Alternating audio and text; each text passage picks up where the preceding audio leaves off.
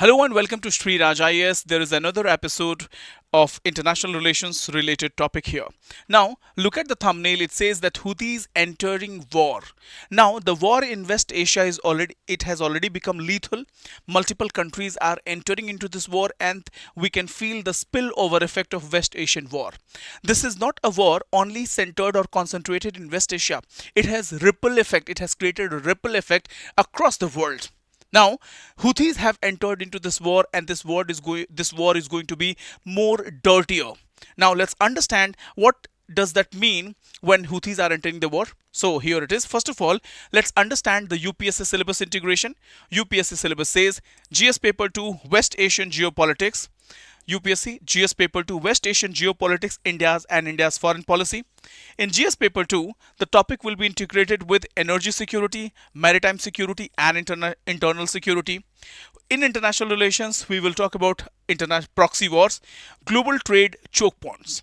Now, let me make you understand this entire article through diagrams. Now, few days back, one of the students asked this question from me in the class that, sir, do you think that Iran has the capacity to fight back with the United States of America for a very long time? I said yes or no. There is no clear yes or clear no answer. Let me explain it to you. Now, when we talk about United States of America, USA doesn't need any explanation that USA is the world's superpower in terms of arms, ammunition, military bases, and the heavy weapon system and the warships. But when we talk about Iran, Iran doesn't have such a large conventional standing army. Iran doesn't have a large conventional standing army. But what Iran has proxies. Iran has proxies spread across different parts of West Asia. Now, such as Hamas, Houthis, right? Hezbollah, Badr organization, or then one more, Qatab, or some other things. So these are the proxies of Iran. Means they are the satellite terrorist organization in the words of USA. They are the terrorist organization. They are the militias working in different parts across West Asia. Now they have the military capability, they have the weapon system, and with one indication from Iran, what can be done? They can attack at the critical infrastructure of the United States of America built in Middle East. Now, let's example of Hamas. We all know what happened after the attack on Israeli people by Hamas. Israel invaded entire Lebanon and dethroned or broke the spine of Hamas. And at the same time, what Israel also did, Israel also attacked on other proxies of Iran. So Israel grabbed this opportunity, right, and attacked all the proxies of Iran, Hamas, Houthis, Hezbollah, or any other organization. And after that, once these proxies were weakened or their spine were broken, they attacked with USA. Israel attacked Iran. So if I say, if Israel thinks that these proxies are completely decapitated or destroyed or their spine is completely broken, that will be wrong. These proxies are still in a capacity to incur huge damages to US military bases and the critical infrastructure of not only Israel but also Saudi monarchs. And this is what is happening. Now, Houthis are located, if you look at Houthis location, Houthis are located, or their territory is located in such a critical point, which is Suez Canal. What is Suez Canal? Suez Canal is an important choke point connecting Mediterranean Sea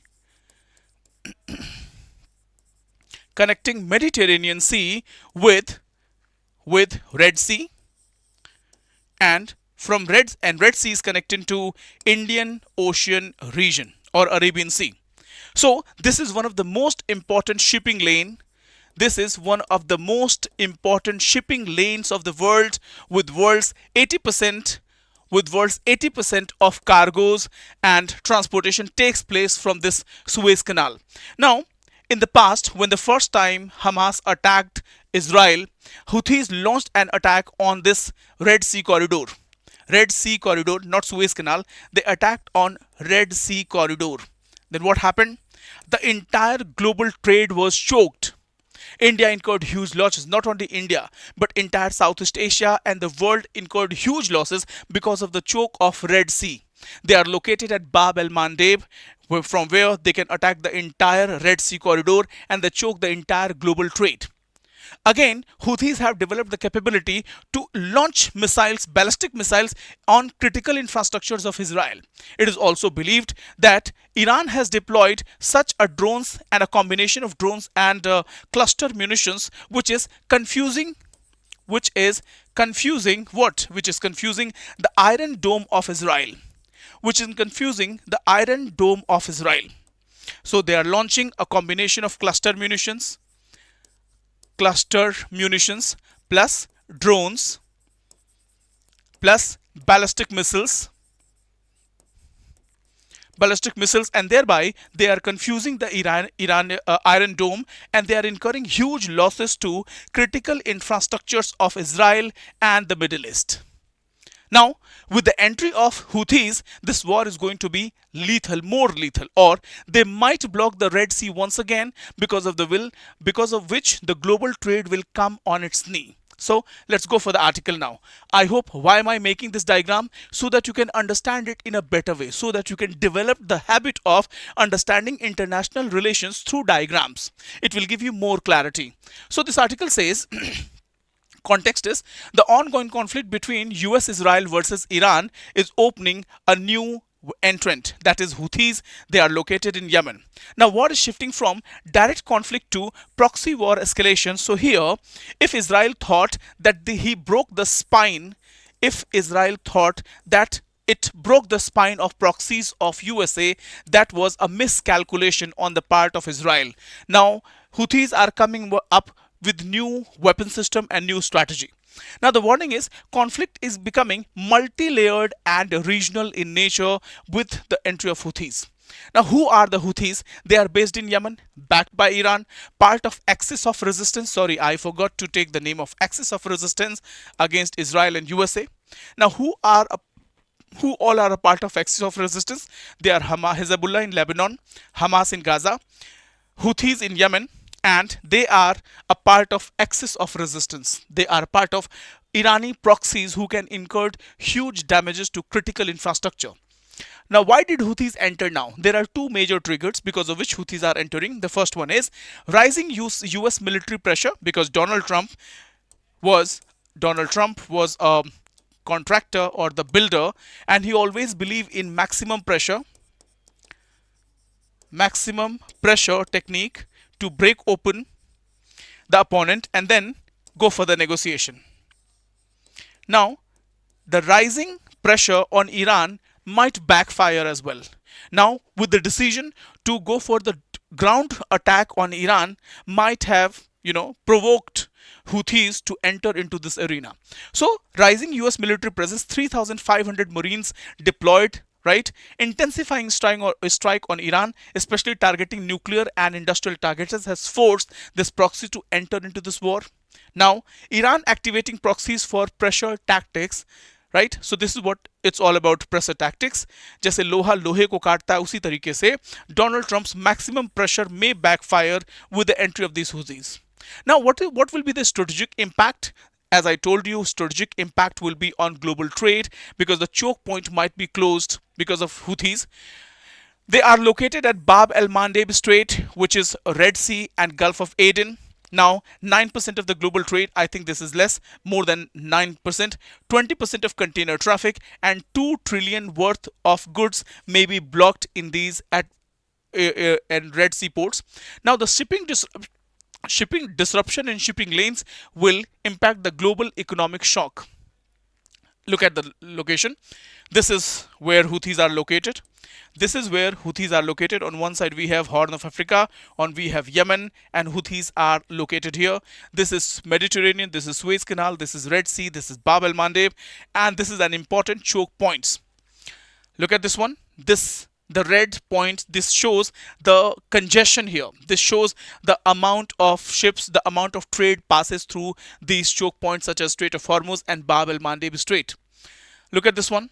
Bab el Mandeb, Suez Canal, Bosphorus Strait, Strait of Hormuz, Gibraltar, and Cape of Good Hope. So remember all the choke points carefully. Choke points. Now, energy impact. If Houthis choke the Bab el Mandeb, what will happen? The Brent crude might cross $115. It could hit $120, and the monthly rise may be 51%. So the warning is it may lead to energy crisis, and there is already an energy crisis. Now understand this one. With every $10 price rise in crude oil, in every $10 price rise in crude oil will give India $1 billion, $1 billion,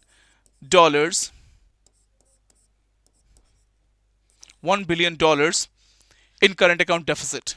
So the price of crude oil must be maintained, because with the growth of every $10, it will cost India $1 billion. Now, military dimension, Houthis can target ships.